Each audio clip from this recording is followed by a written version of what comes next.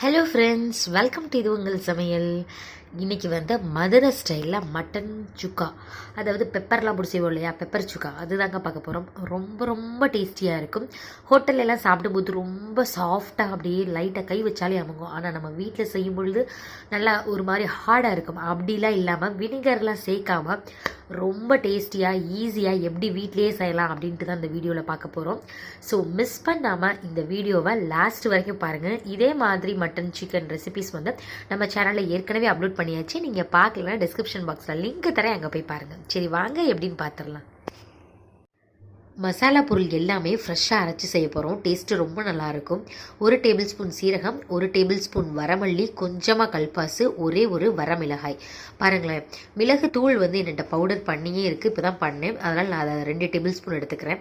அப்படி இல்லைன்னா நீங்கள் 2 டேபிள் ஸ்பூன் மிளகு எடுத்து லைட்டாக ஃப்ரை பண்ணால் போதும். லைட்டாக ஹீட் ஆச்சுன்னு வச்சுக்கோங்களேன், நல்ல பவுடர் ஆயிரும். அதுக்காக தான் லைட்டாக ஃப்ரை பண்ணி விடுறோம். நல்ல பவுடர் பண்ணியாச்சு.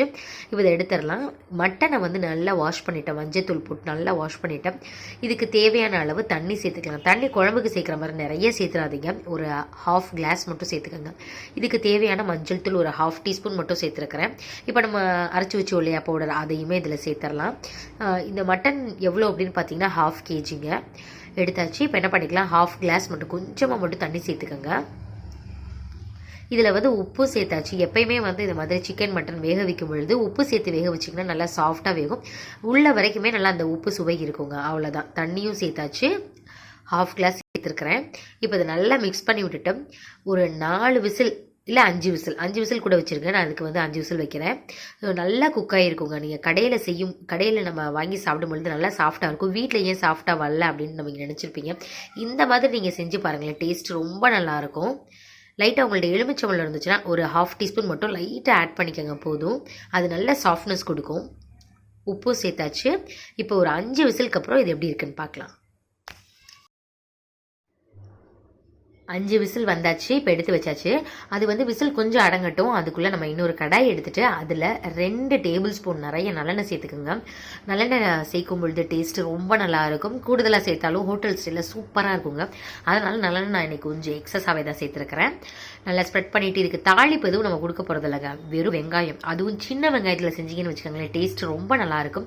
இப்போ வெங்காயம் விலை வேறு ஜாஸ்தி ஆயிடுச்சு அப்படின்றனால நான் இன்றைக்கி பெரிய வெங்காயத்தில் ஒரு 2 வெங்காயம் மட்டும் சேர்த்துருக்கிறேன். கருவேப்பிலை ஒரு கை நிறைய எடுத்து போட்டுக்கோங்க. நல்லா அதை ஃப்ரை பண்ணி விடுங்க. நல்லா கோல்டன் ப்ரௌன் கலரில் வரட்டும். பாருங்களேன், தண்ணி நம்ம அளவாக சேர்த்ததுனால கொஞ்சம் தான் இருக்குது. நீங்கள் எக்ஸஸாக சேர்த்துட்டிங்கன்னா டேஸ்ட்டே இல்லாமல் ஆயிரும்.